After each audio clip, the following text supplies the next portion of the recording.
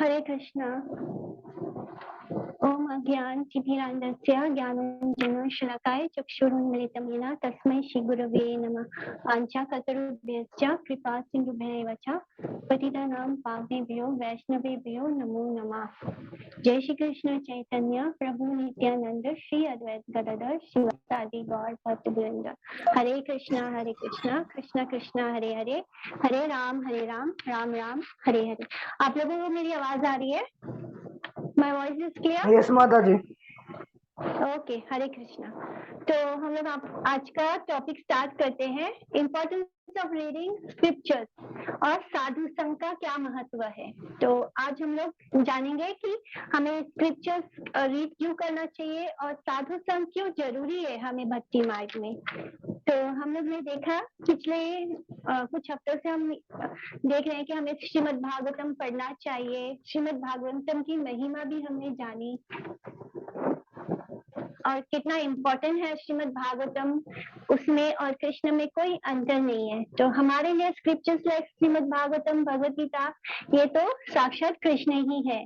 कृष्ण, उनका नाम, उनकी बातें, जैसे जो उन्होंने गीता में बोला है और उनकी जो लीला है, जो श्रीमद् भागवतम में हम उनकी लीलाओं का श्रवण करते हैं, वो सब हर चीज, यहाँ तक के स्वयं कृष्ण के जो भक्त है, कृष्ण का जो अलंकार होता है, जो वो पहनते हैं, कपड़े, बांसुरी, मुकुट, उनके गहने, सब कुछ कृष्ण है। उसी तरह उनके भक्त भी कृष्ण है, क्योंकि कृष्ण का भक्त भी कृष्ण का होता है।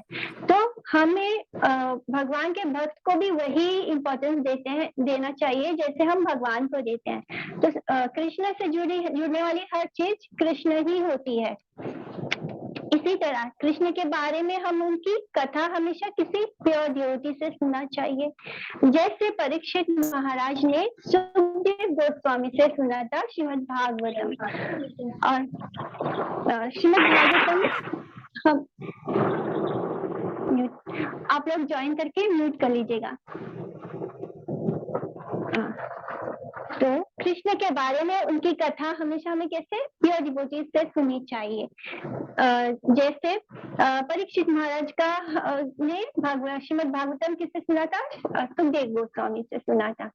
तो लेकिन क्या होता है, बहुत बारी ये पॉसिबल नहीं होता। क्यों पॉसिबल नहीं होता? क्योंकि हमारे आसपास कोई प्योर डिवोटी नहीं होता है। हमें प्योर डिवोटी से ही क्यों सुनना चाहिए, ये बात हमने लास्ट क्लास में भी बताई थी कि क्यों हमें किसी गलत इंसान से कथा कभी नहीं सुननी चाहिए। एक इंसान जो संसारिक, इसमें जिसका मन 3 गुणों से ऊपर नहीं उठा है, जो अभी भी संसार में पैसे कमाने में, या जिसके अंदर अगर कोई इंसान बहुत ही एम्बियस हो, बहुत ही जिसके अंदर जेलसी हो, ऐसे इंसान से कभी गलती से भी भागवत कथा, कृष्ण की कथा नहीं सुननी चाहिए। क्योंकि उनका जो अवगुण होता है वो हमारे अंदर ट्रांसफर होता है। बिकॉज हमने पढ़ा था कि भागवतम हमारे कानों से होकर हमारे हृदय में जाता है। तो जब हम किसी गलत इंसान से सुनते हैं तो उसके अंदर के जो अवगुण होते हैं वो हमारे कानों से होकर हमारे हृदय में जाते हैं। इसलिए इट इज वेरी इंपॉर्टेंट कि हम किसी गलत इंसान से कथा ना सुने। हम देखते हैं कि लोग भागवत सप्ताह ऑर्गेनाइज करते हैं, किसी प्रोफेशनल रीडर को बुलाते, वो बैठ के थोड़े गाना गा देते हैं, भगवान का भजन कर देते हैं और फिर 7 दिनों में भगवतम को कंप्लीट भी कर देते हैं। तो जो ऐसे प्रोफेशनल होते हैं कथावाचक, इनसे कभी भी नहीं सुनना चाहिए कथा। जैसे क्योंकि वो किसी अभी हम बोलते हैं कि प्रोफेशनल भागवतम जैसे तो क्या होता है कि वो पैसे लेते हैं, कथा करते हैं, पर वो किसी गुरु परंपरा को नहीं फॉलो करते। वो बस क्योंकि उन्हें बोलने का बहुत अच्छा क्षमता होता है। हम देखते हैं कि कुछ लोग बात करने में, बोलने में, कथा बताने में बहुत ही एक्सपर्ट होते हैं, तो हम उनके इसमें आ जाते हैं। हम बोलते हैं कि हाँ, ये तो बहुत अच्छा है, एक्सपर्ट इंसान है, कथा सुना रहा है। बट इट इज नॉट जरूरी, कंपल्सरी नहीं है कि जो इंसान बहुत अच्छा बोलने में हो वो भगवान का भक्त भी हो। ऐसे लोग जो गुरु परंपरा में नहीं आते, जो 4 हमारे संप्रदाय हैं, उन 4 संप्रदाय में नहीं आते हैं, ऐसे लोगों से हमें कथा नहीं सुननी चाहिए। और हर वो इंसान जो सैफरन कपड़ा पहनता है वो भक्त नहीं होता। कुछ मायावादी भी होते हैं, जो मायावादी होते हैं वो कृष्ण के अस्तित्व को स्वीकार ही नहीं करते, वो खुद को ही भगवान मानते हैं। ऐसे लोग भी कथा करते हैं, ऐसे लोग भी भगवान श्रीमद भगवद गीता पर टीका टिप्पणी करते हैं। तो ऐसे चीजों से, ऐसे स्क्रिप्चर्स से हमें दूर रहना चाहिए। ऐसे इंसान के लिखे हुए शब्द, उनके बोले हुए वाणी को हमें सुनने से क्या होता है, बिल्कुल वैसे ही जैसे हमने पढ़ा था यानी हमने लास्ट क्लास में भी बताया था कि ऐसे लोग जब कथा बोलते हैं तो वो बिल्कुल वैसे ही होता है जैसे सांप ने दूध को झूठा कर दिया हो। जैसे एक दूध का बड़ा बर्तन रखा है और उसको सांप, नीलिमा माता जी का ओपन नहीं हो रहा है, कोई उनको बोलेगा कि वो जो नया लिंक है वो उस पर टैप करके ज्वाइन करे। नीना आप बोल दोगे ग्रुप में?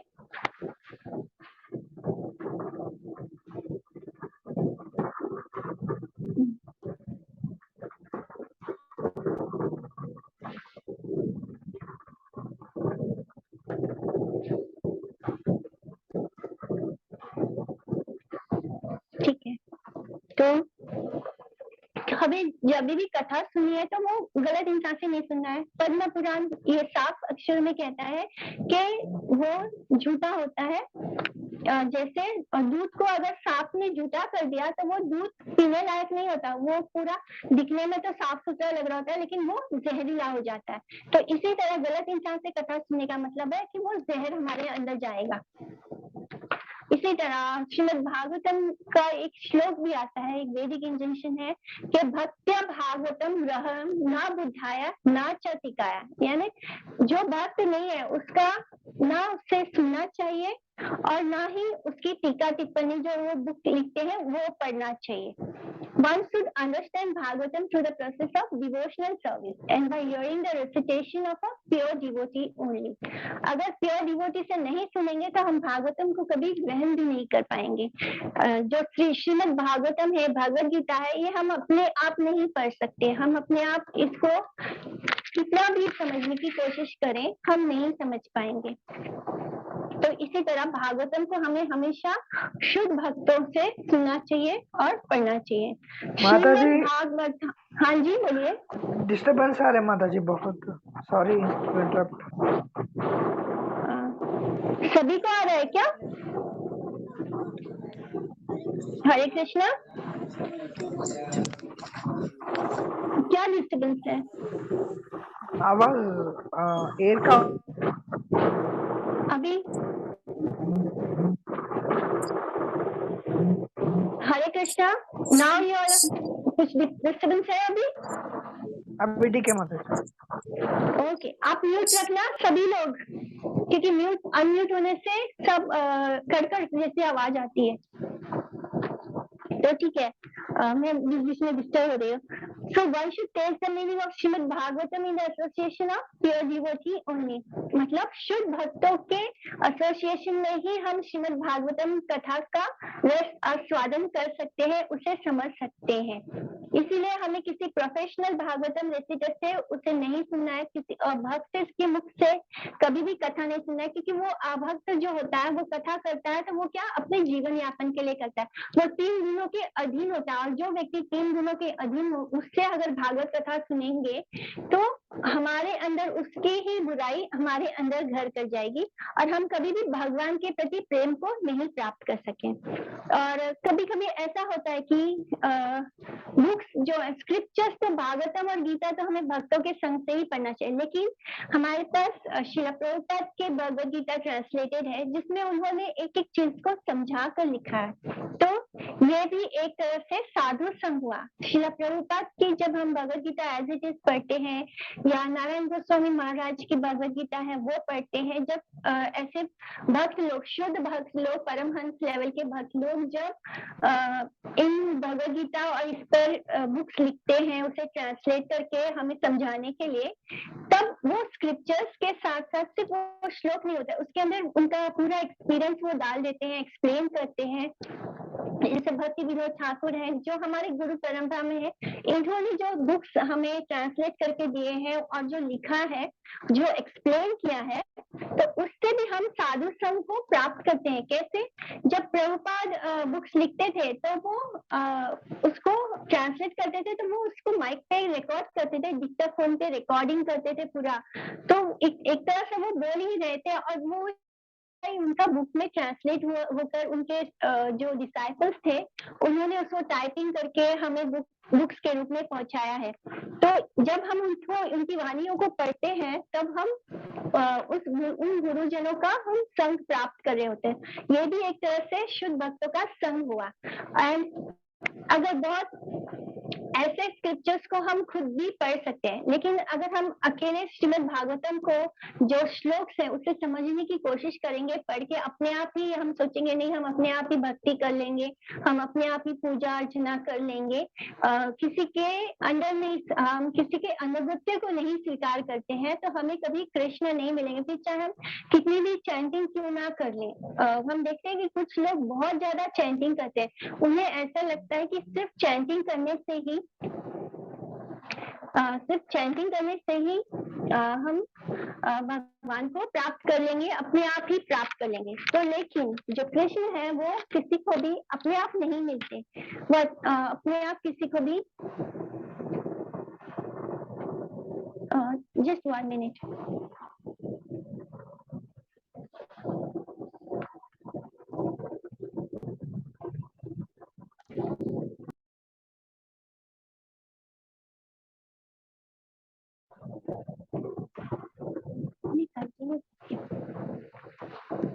तो हम जैसे ही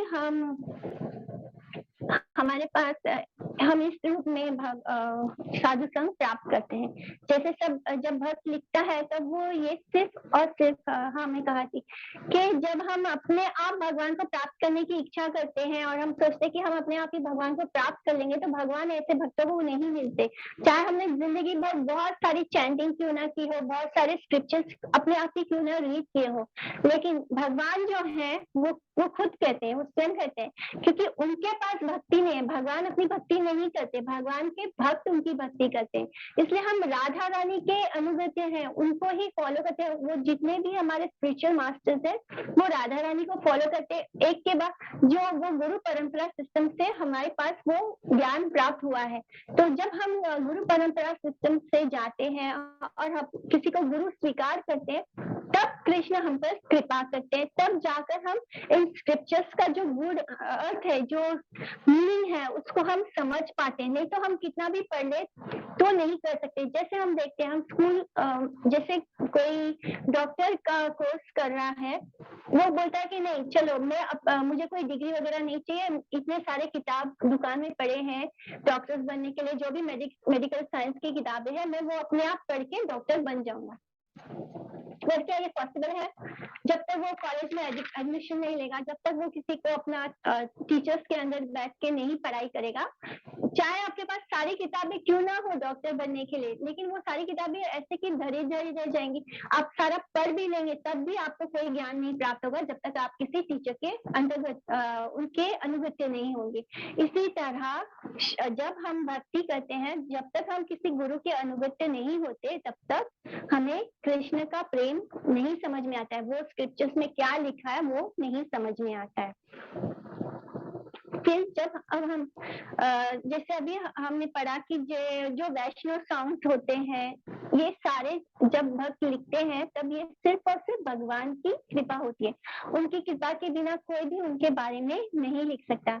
इट्स प्योर मर्सी। जैसे वैष्णव सॉन्ग्स हम देखते हैं, हम हमेशा सबको बोलते हैं कि हमें वैष्णव सॉन्ग्स गाना चाहिए, हमें संसार मूवीज वगैरह के सॉन्ग्स नहीं गाने चाहिए। क्यों? क्योंकि ये सॉन्ग्स जो उन्हें अंदर से उनके हृदय में भगवान ने कुछ प्रकाशित किया है, इसलिए वो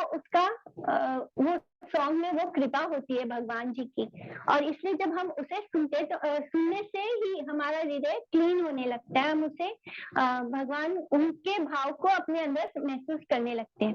तो इसी तरह ये बुक्स भी हमारे लिए साधु संग है, जो हमारे श्रील प्रभुपाद ने और हमारे सारे गुरु परंपरा में जितने भी गुरुजन हैं, उन्होंने जो ट्रांसलेट किया है भगवद गीता, श्रीमद् भागवतम को, जब वो उनके ट्रांसलेशन को हम पढ़ते हैं तब ये भी स्क्रिप्चर्स हमारे लिए साधु संग होते हैं। जो पाप हमने गलत संगत से रहकर बहुत जन्मों में किया है, हम कभी भी अपनी इंद्रियों की सेवा मतलब हम क्या करते हैं, हम अपनी इंद्रियों की ही सेवा कर रहे हैं, हम भगवान की सेवा नहीं कर रहे हैं। हमारा मन क्या चाहता है, हमारा मन क्या हम अपने मन की कर रहे हैं। तो जब हम मन की सुनने लगते हैं तब हम अपनी इंद्रियों को तुष्ट कर रहे हैं। मन जो है वो लीडर है, और ये जो सेंसेस है वो उसको फॉलो करते हैं। मन जो सोचता है, मन जो चाहता है वो हमारे सेंसेस करने लगते हैं। तो जब हम मन की गुलामी करते हैं तब हम इंद्रियों की गुलामी भी कर रहे होते हैं। तो इस तरह जो माया देवी है वो हमें हमारे सेंसेस या इंद्रियों के भोग से कभी भी सेटिस्फाइड नहीं होने देती है। मतलब हमारा मन भरता ही नहीं, इस संसार के सुख को भोग के भी हम सेटिस्फेक्शन नहीं मिलते।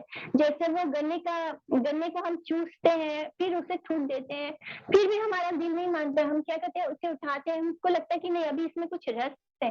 तो बिल्कुल इसी तरह इस संसार में भी हमें यही महसूस होता है कि नहीं अभी तो इसमें और थोड़ा सा रस बाकी है, अभी और थोड़ा सा रस बाकी है। तो हम उसे चबा रहे हैं, थूक रहे हैं, और फिर वापस उसी को चबाया हुआ चबा रहे हैं। तो ये संसार का सुख बिल्कुल ऐसा ही है। श्रीमद् भागवतम के 11th कैंटो में आता है, दुर्लभो मानुष देहो देही नाम क्षण भंगुरा तत्रापि दुर्लभम मन्ये वैकुंठ प्रिय दर्शन। यानी मनुष्य देह पाना दुर्लभ है, क्षण भंगुर होते हुए भी ये बहुत ही दुर्लभ है। क्षण भंगुर मैंने क्या कि मनुष्य देह तो मतलब बहुत शॉर्ट लाइफ है। कलयुग में हमारा जीवन कितना है, 100 ईयर्स भी नहीं, 100 ईयर्स हम बोलते हैं लेकिन हम 100 ईयर्स कहाँ रहते हैं, 65-70 होने तक हमारा लाइफ खत्म हो जाता है। तो इट इज वेरी क्षण भंगुर, बहुत जल्दी खत्म होने वाला है। मनुष्य देह पाना दुर्लभ है, क्षण भंगुर होने के बावजूद उस पर भगवान के भक्तों का दैट इज वैकुंठ प्रिय दर्शनम। वैकुंठ प्रिय दर्शनम का मतलब होता है कृष्ण भगवान के प्रिय। तो जो भगवान के प्रिय होते हैं उनका दर्शन पाना और भी दुर्लभ होता है। यानी एक तो हमारे लिए मनुष्य देह को प्राप्त करना दुर्लभ है, उसके बाद ये देह प्राप्त करने के बाद अगर हमें भक्त का संग नहीं मिला तो हमें भगवत प्राप्ति नहीं होगी। लेकिन ये जो भक्त का एसोसिएशन है, वैकुंठ प्रिय दर्शनम, यानी एक भक्त का एसोसिएशन पाना उससे भी ज्यादा दुर्लभ है, मनुष्य देह प्राप्त करने से भी ज्यादा दुर्लभ है। श्रीमद् भागवतम के सारे कैंटो में हमें क्या मिलेगा कि साधु संघ की महिमा बताई गई है, भक्तों की महिमा बताई गई है। जैसे एसबी के कैंटो 1 में आता है कि हम देखते हैं कि कैसे नारद मुनि ने बचपन में जब साधु सन्यासी आते थे उनके घर में, तो वो क्या करते थे, उनका उच्चिष्ट, उनका जो झूठा बचा होता था साधु संघों का, वो जो खाकर छोड़ देते थे, उससे उनके अंदर भक्ति जागृत हो गई थी। नारद मुनि की माता एक मेड सर्वेंट थी, एक दासी थी। जब ऋषि मुनि उस जगह पर कुछ चतुर्मास होता था तो ऋषि मुनि उस आश्रम में आते थे जहाँ पे नारद मुनि की माता सर्व करती थी, दासी थी तो वो वहाँ पे सर्व करती थी। तब वो क्या करते थे, वो जो चतुर्मास के समय जो ऋषि मुनि 4 मास में वहाँ रुकते थे और वहाँ पे जो भी ऐसा किड, नारद मुनि छोटे बच्चे थे और अपनी माँ की सेवा में उनका हार्ट बताते थे। तो जैसे माँ के साथ इस तरह उन्हें साधु संग मिला, उन 4 मास में जो साधु आते थे उनके साथ उनको साधुओं का संग मिला, उनका उच्चिष्ट उनको मिलता था खाने के लिए, और इससे क्या हुआ, उनका मन संसार से विरक्त हो गया और वो भक्ति में लग गए। उनको ब्रह्मा जी के श्राप के कारण शूद्र माता के गर्भ से जन्म मिला था, वो शूद्रानी के गर्भ से उन्होंने जन्म लिया था। लेकिन उन्होंने क्या किया, साधु सेवा किया, साधुओं की सेवा करने से उनका संग नाम उसको 4 मासों में प्राप्त हुआ, क्योंकि वो छोटे से बच्चे थे और उससे ये साधु सब बहुत प्रेम भी करते थे, उनको अपना उच्छिष्ट देते थे खाने के लिए, जिससे कि नारद मुनि के अंदर भी भगवान के प्रति प्रेम जागृत हो गया और उनका प्रसाद पाकर वो 12 महाजनों में से एक बन गए। ऐसे ही एक और कथा आती है नारद जी की, जब वो भगवान विष्णु से साधु संघ के महत्व को जानने की कोशिश करते हैं। तो हम देखते हैं कि what is the great about sadhu sangh, sadhu संघ में ऐसे क्या बड़ी बात है। तो वो पूछते हैं कि भगवान विष्णु से कि भगवान उनको सामने पूछते हैं कि आखिर क्या बड़ी चीज है साधु संघ, इतना क्यों जरूरी है। तो भगवान उनको सामने एक छोटा सा कीड़ा दिखाकर बोलते हैं कि जाकर उस कीड़े से पूछो। तब क्या करते हैं नारद मुनि, उस रेंगने वाले एक कीड़े से, एक कैटरपिलर जैसा कीड़ा था, उसके पास जाकर पूछते हैं कि बोलो साधु संघ का क्या महत्व है। ये प्रश्न सुनते ही वो कीड़ा अपना देह त्याग देता है, मर जाता है। अब नारद मुनि आश्चर्यचकित हो गए कि उन्होंने क्या अपराध कर दिया कि उस कीड़े ने अपने प्राण त्याग दिए। सो फिर नारद मुनि भगवान विष्णु के पास जाते हैं और अपना क्वेश्चन रिपीट करते हैं। तब विष्णु जी उन्हें एक गर्भवती गाय को दिखाते हुए बोलते हैं कि ये गौ माता अभी एक बछड़े को जन्म देने वाली है।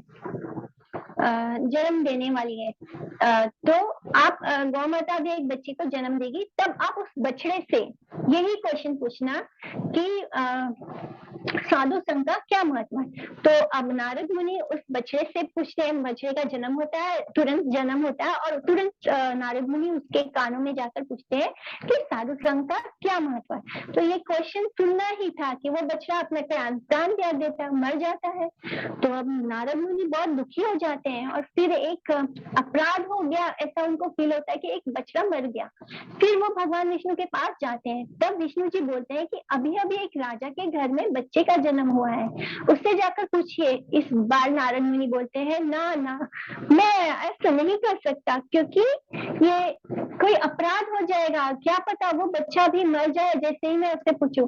मैं जिससे भी पूछता हूँ वो अपना शरीर त्याग देता है, मैं नहीं जाऊंगा। विष्णु जी बोले ये आखिरी बार है, इस बार पूछिए, उस नवजात शिशु से पूछिए कि साधु संघ का क्या महत्व है। नारद जी जल्दी से अपना प्रश्न करते हैं उस बालक से, उस राजा के घर जाके। नारद मुनि को ज्यादा समय नहीं लगता यहाँ से वहां जाने में, क्योंकि उनके पास वो शक्ति है जिससे वो एक मोमेंट में कहीं भी आ जा सकते हैं। तो वो उस बालक से पूछते हैं कि साधु संघ का क्या महत्व है, तो और हमें साधु संघ क्यों करना चाहिए। तो वो बालक क्या बोलता है, वो कहता है वो अभी एक राजा के घर जन्म लिया है। तो क्या कौन है वो, एक प्रिंस है। वो क्या बोलता है, आप अब भी नहीं समझे, मैं वही कीड़ा हूँ जिसको आपका संग मिला और मैंने उस कीड़े का शरीर त्याग कर बछड़े का जन्म मिला एंड फिर मुझे आपका संग मिला और मैंने वो शरीर त्याग कर एक राजा के घर जन्म मिला।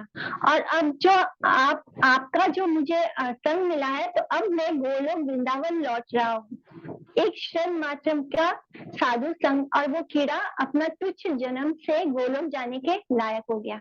यानी अब वो अपना शरीर त्यागता है और वो गोलोक चला जाता है। तो जिस कीड़े को कोटि कोटि जन्म लगते, 84 लाख योनियों में उसे गुजरना पड़ता, बार बार जन्म मृत्यु के इसमें चक्र में पड़ना पड़ता, उसे एक लव मात्र का साधु संग प्राप्त हुआ, किसका, नारद मुनि का, और वो उससे मुक्त होता गया, उसे गोलोक धाम प्राप्त हो गया। यानी कि उसे एक क्षण मात्र के साधु संग से जन्मों की मृत्यु चक्र से मुक्ति मिल गई। बहुत जन्मों की सुकृति और भक्ति लगती है एक शुद्ध भक्त बनने में और गोलोक जाने में। बट जब साधु संग प्राप्त होता है तो ये जो इतना लंबा प्रोसेस है वो बहुत आसानी से हो जाता है और हमें बहुत आसानी से भगवान का प्रेम और भगवत धाम प्राप्त होता है।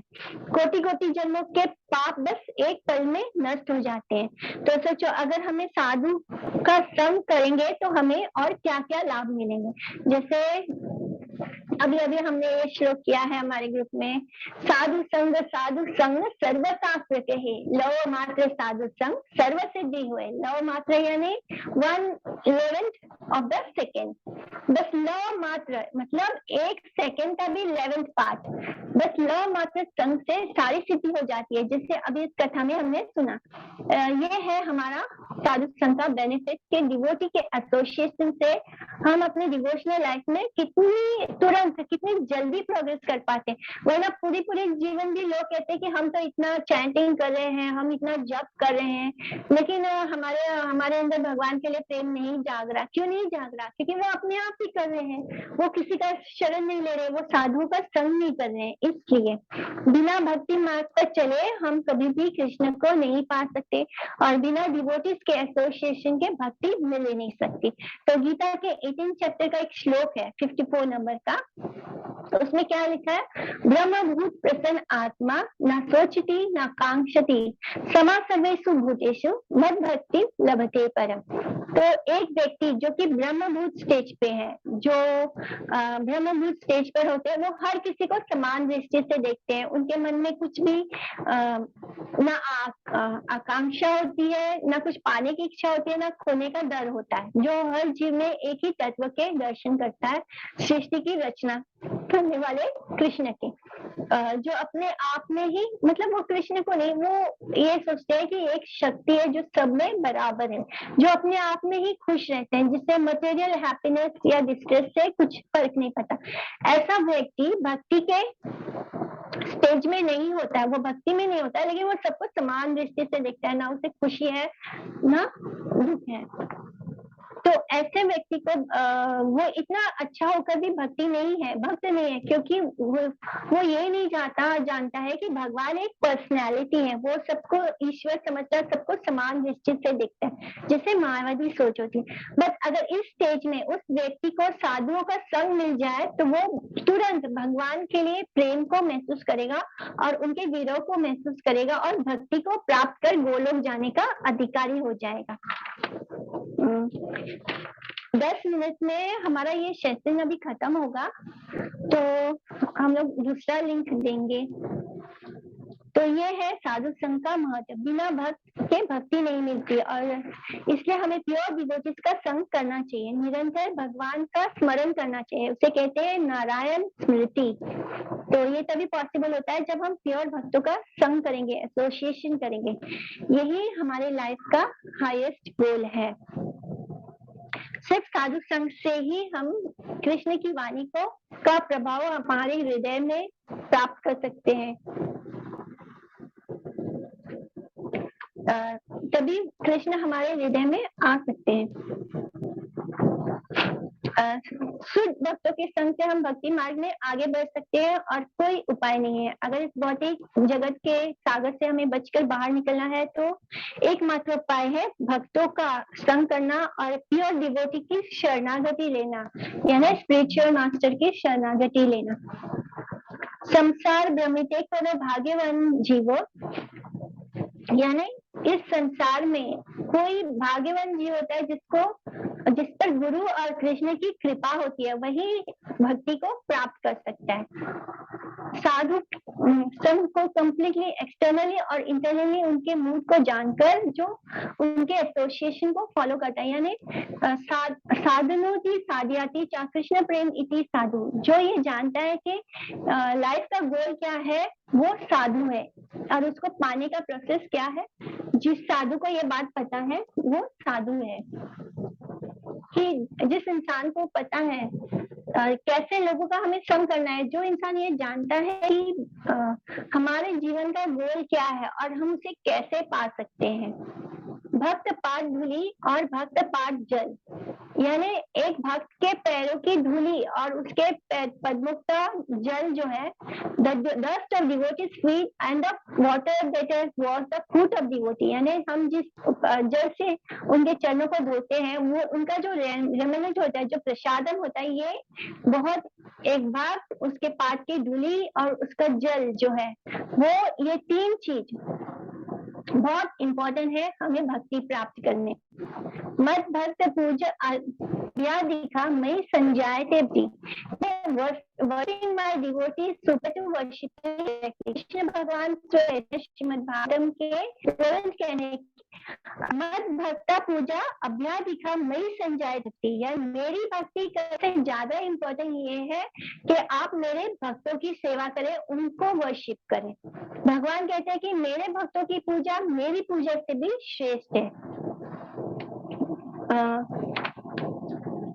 फिर ब्रह्मांड भ्रमिते कोनो भाग्यवान जीव गुरु कृष्ण प्रसादे पाए भक्ति लता बीज। भक्ति लता बीज कब मिलती है?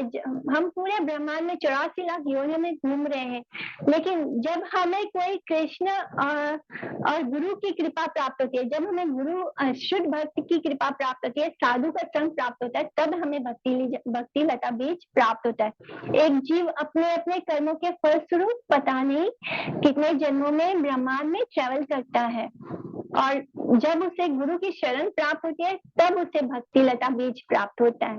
तो एक और कथा आती है। एक बार अमरीश महाराज जी अपने भाई को कृष्ण भक्ति प्रीच कर रहे थे, की कोशिश कर रहे थे, क्योंकि उनका भाई भक्त नहीं था। अमरीश महाराज जो इतने गए हैं, उनका भाई भक्त नहीं था, लेकिन उनका भाई बहुत बुरी तरह पापों में लिप्त था। उनकी हर कोशिश बेकार हो रही थी अमरीश महाराज जी की। उन्होंने फिर नारद मुनि जी से रिक्वेस्ट किया कि वो उनके भाई को इस गंदे जीवन से बाहर निकाले और कृष्ण की शरण में ले आए। नारद जी उसके पास नहीं जाना चाहते थे, फिर भी मान गए। जब नारद मुनि उस पापी राजा से मिलने जाते हैं तब वो उनका अवभगत करता है, लेकिन जैसे ही नारद जी कृष्ण की बातें प्रीच करना शुरू करते हैं, उसका दिमाग खराब हो जाता है, गुस्सा हो जाता है, क्योंकि वो तो भक्त नहीं है। अमरीश महाराज का जो भाई है वो भक्त नहीं है, और जोर जोर से चीख कर उन्हें अपमान करने लगता है नारद मुनि का, और उन पर मदिरा का जो ग्लास है वो उठाकर फेंक देता है। तब नारद मुनि खुद को बचाते हुए वहां से निकलते निकलते उस पापी राजा को बोलते हैं कि हे पापी राजा, जब यमराज तुम्हें लेने आए तो उनसे यह जरूर पूछना कि लव मात्र साधु संग का क्या महत्व है। अब उस पापी राजा का अंतिम समय आ जाता है, और जैसे ही उसने हर तरह के पाप थे, यमराज और उसके जो दूत है उसे लेने आ जाते हैं, क्योंकि उसने कोई अच्छा काम तो किया नहीं था। तो क्या करता है, और नारद मुनि की वो आखिरी बात उसे याद आ जाती है, और वो यमराज से पूछता है कि लव मात्र साधु संग का क्या महत्व है। तो अब यमराज जो है वो कंफ्यूज हो जाता है, और वो बोलता है कि मैं तो बस दुष्ट और पापियों के साथ डील करता हूँ, मुझे इस प्रश्न का उत्तर नहीं पता, इसलिए चलो इसे लेकर हम ब्रह्मा जी के पास जाते हैं, शायद वो बता सकते हैं। क्योंकि यमराज ने उससे ये बड़ा बोला था कि वो उसकी लास्ट विश पूरी करेंगे। यमराज जी ने उसको बोला था कि मैं तुम्हारी लास्ट विश पूरी करूंगा, तो उसने वो क्वेश्चन पूछा था। तो अब उस पापी राजा ने वो प्रश्न किया था। अब यमराज उसको लेकर कहाँ जाते हैं? ब्रह्मा जी के पास जाते हैं। ब्रह्मा जी बोलते हैं कि मैं तो सृष्टि की रचना करता हूँ, करने में इतना बिजी रहता हूँ कि मुझे नहीं पता, साधुओं के साथ नहीं डील करता मैं, शायद भगवान शिव जी को पता होगा। अब इसका जवाब वही दे पाएंगे। तो अब क्या करते हैं ये सारे लोग, शिव, ब्रह्मा जी, यमराज जी उसको ले जाते हैं कहाँ? भगवान शिव के पास, और बोलते हैं कि अब शिव जी क्या बोलते हैं कि मैं तो मोर ऑफ मैं तमोगुनी लोगों के बीच में डील करता हूँ, जो दुष्ट हैं, जो असुर हैं, मेरा संकट बस ऐसे ही लोगों के साथ है। लेकिन भगवान विष्णु तुम्हारे इस प्रश्न का उत्तर जरूर दे सकते हैं। और सब उस पापी राजा को लेकर भगवान विष्णु के पास जाते हैं। अब भगवान विष्णु इतने अच्छे क्वेश्चन को सुनकर स्माइल करते हैं और बोलते हैं कि साधु के लव मात्र संग से ये पापी राजा वैकुंठ पहुंच गया। यानी जो नरक भोगने वाला था, जिसको यमराज लेने आए थे, अब उसको कौन लोगों ने वैकुंठ पहुंचाया? एक तो यमराज जी ने, दूसरे ब्रह्मा जी ने, तीसरे शिव जी ने, और सबसे पहले उसे कौन सा साधु का संग प्राप्त हुआ? नारद जी से। ये जो 4 लोग हैं, ये चारों भी महाजन हैं। 12 महाजनों में से 4 लोग हैं ये, और इनके लव मात्र साधु संग से एक दुष्ट राजा, एक पापी राजा कहाँ पहुंच गया? वैकुंठ पहुंच गया, भगवान विष्णु के पास। So this is the importance of साधु संग, जो उस पापी राजा को कहाँ पहुंचा गया? वैकुंठ में। और हम देखते हैं कि ये जो हमारे नारद मुनि सबसे पहले उसने जिसके ऊपर मदिरा का ग्लास फेंका था वो नारद मुनि के कारण उसे सबसे पहला साधु संग प्राप्त हुआ। फिर नारद मुनि के कारण उसे यमराज के पास यमराज से उसने क्वेश्चन पूछा। यमराज फिर वो क्वेश्चन के वजह से वो ब्रह्मा जी के पास गया। ब्रह्मा जी भी 12 महाजन में से एक है और फिर ब्रह्मा जी उसे शिव जी के पास लेके गए और फिर ये चारों लोग के वजह से वो कहाँ पहुंचा, वैकुंठ में। So this is the important of sadhu sang. मैं बार बार 12 महाजन बोल रही हूँ, तो ये 12 महाजन के हम नाम भी सुन लेते हैं। ब्रह्मा जी, शिव जी, नारद जी, यमराज जी, प्रहलाद जी, बलि महाराज, जनक महाराज, 4 कुमार, भगवान कपिल, भीष्म पितामह, सुखदेव गोस्वामी और स्वयंभू मनु। ये जो है ये हमारे 12 महाजन है, यानी ये अथॉरिटी है, ये शुद्ध वैष्णव है और इनको ही हम फॉलो करते हैं। तो ये हमारे शुद्ध वैष्णव हैं और ऐसे वैष्णव के जो फॉलो करने वाले जो शुद्ध वैष्णव है, हमें उनकी शरणागति लेनी है, क्योंकि बिना साधु के संग के हमें भगवत प्राप्ति कभी नहीं हो सकती। तो आज का हमारा ये सेशन यहीं पे खत्म होता है। एनी क्वेश्चन आप लोग पूछ सकते हैं, थोड़ा सा समय है क्योंकि आज का ये क्लास हमने जनरल जूम पे लिया है तो ये अभी खत्म भी होने वाला है। हाँ जी बोलिए, you can unmute and tell ask me. Sanjay ji Prabhu. Hare Krishna माता जी, दंडवत प्रणाम। हरे कृष्णा, दंडवत। माता जी, I am just asking for doubt clearance, nothing any, just for doubt. माता जी लेकिन हमारे कलयुग में हरि नाम है वो केवलम बोलते ना माता जी, दैट इज ओनली इम्पोर्टेंट बोलते ना माता जी। हाँ, हरि नाम करना है, लेकिन हरि नाम आपको कौन देगा? जब तक आपको कोई शुद्ध भक्त से हरि नाम नहीं मिलेगा वो असर नहीं करेगा। मंत्र